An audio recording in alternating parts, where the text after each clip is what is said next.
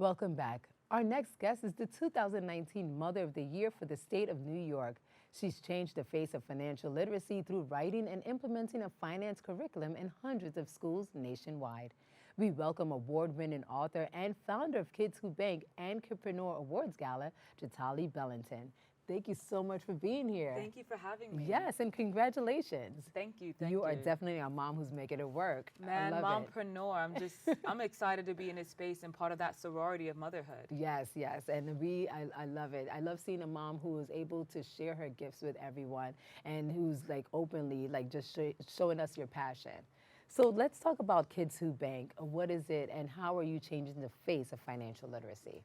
So Kids Who Bank started off as a youth financial literacy initiative, which was just really about wanting to have our youth make better and sound decisions when it comes to their relationship with money and finances, period, compared to a lot of us adults, right?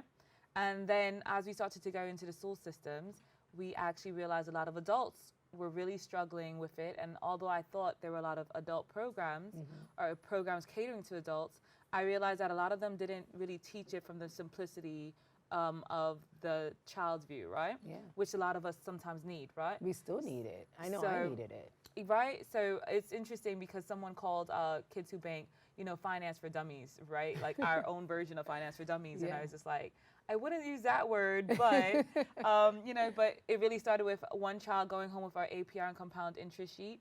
And then when they went home with it, the mom was like, called me up and said, this is the first time I ever understood APRs and compound interest and what it meant to have a 24% APR. And I think that's what's making it great is that you're simplifying it, not just for the kids, but we need it simplified as well. Yes. Because I didn't know anything about APR. When I was getting my first credit card in college, I had no idea what it was about. And we're still seeing those same issues years later, right? So this year we did 15 colleges. And when we went into those colleges, a lot of the sophomores already had debt from their first year of college, receiving a card as a freshman, not knowing that their high APR would equate, if they're making minimum payments, X, Y, and Z. And so then they would say, oh, I know, I'm making my minimum payments. And then we would come in and we elaborate and we go, minimum payments, at the end of it, you're basically doubling what you're paying the company. Right. So instead of $5,000 back, you're paying them maybe $10,000, $9,000 back. Money that could have went into a mutual fund or money, savings account. or purchasing something that you actually do want to purchase. So it's really just rewiring our brain when it comes to our discussions when it comes around finance. So let's talk about this wonderful book that you have here. Yes. I love the cover. Thank you.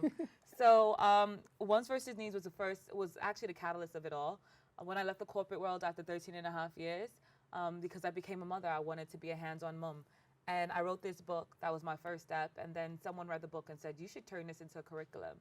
And then before I knew it, we were going into our first 137 schools. That's and amazing. then year 2, which was this year, we did 217 schools nationwide, Wow. plus the UK, and a class in Australia, and the list continues, and we're just growing.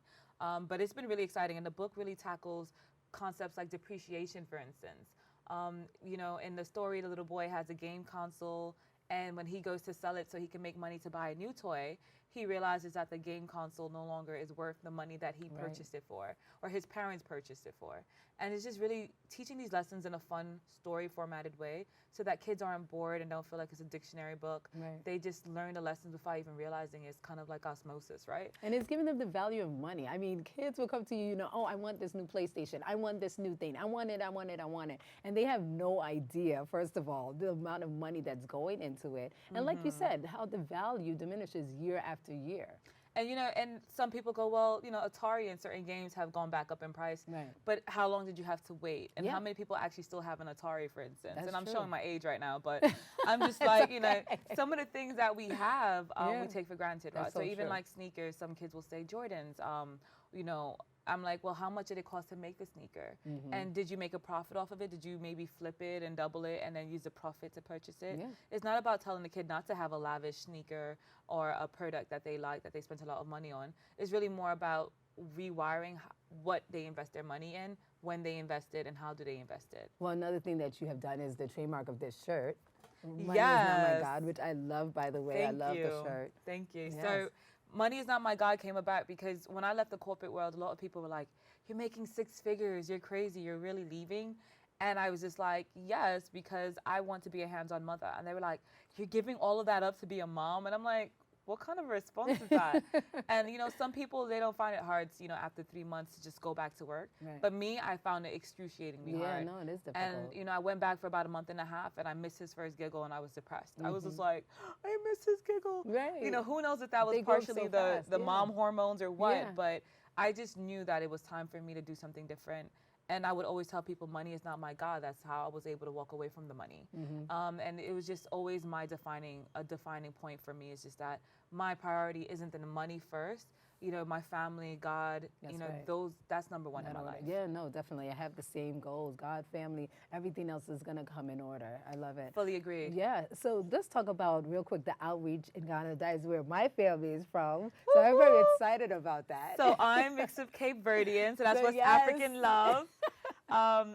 So what happened is two of my partners are Ghanaian. One of them has one travel club, Aaron, shout out to him. And then other one, Kristen, her daughter, Mila, is a celebrity, local Ghanaian celebrity model who's done graces, Ralph Lauren and all these major ad campaigns. And, we wanted to do originally a Youth Fun and Learn Day in Ghana. And then it came to our attention when I was researching, fun things to do with my son, because he's going to come to Ghana with me. Yeah. And I was like, where are the fun activities? Like, where are the children's museums or the fun centers or the playgrounds and amusement parks? And that led us to now wanting to create Ghana's first children's museum or youth center. I love it. And we're going to teach the youth things like e-commerce, and beyond e-commerce, teach them as well financial literacy classes, language classes, just anything to really help tourism and the locals as well, to ensure that there is a fun day for everyone. I love it. Yes. Thank you so much for bringing the book, the shirt, and to showing us, what you have in store for us. We're really excited about it. Thank you. And congratulations on being the New York State Mother of the Year. Thank you. Well thank deserved. you. All right, so I'm excited, and I hope to see you in Ghana this year. We'll Right? have to get you over there. I want to be there. All right, brilliant. Oh, before I forget, yes. This is for you. You can Thank keep you. it. Thank you so much. And then Got my as shirt. well, I just wanted to also say the title character in the book is Cape Verdean and Nigerian, so more West African love. I love But throughout the book, there's other cultures as well. So And I was saying he looks this is just for like you my as son with well. all of his hair there leaning forward. Mine too. My son has like the craziest fro. In fact, when I braid his hair, people go like, "Where's Ozzy's fro?" And I'm like, Azikiwe's fro is tame today, but normally he's just like shakes it and goes. Yes, let them wear their crown, as we Right? said earlier. Exactly. For more information on Jatali, her initiatives, and books, visit kidswhobank.com.